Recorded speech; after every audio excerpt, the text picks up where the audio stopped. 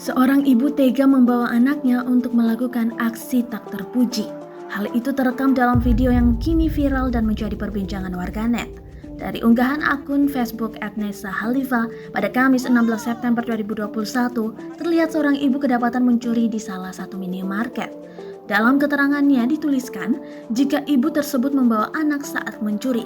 Sang ibu pun digeledah, juga sang anak yang ternyata di dalam jaket merahnya terdapat barang jualan. Atas aksinya tersebut banyak warganet yang merasa kasihan dengan anaknya yang juga ikut saat ibunya melakukan pencurian. Banyak pula yang kesal dengan ibunya karena mengajari anaknya hal yang tidak baik.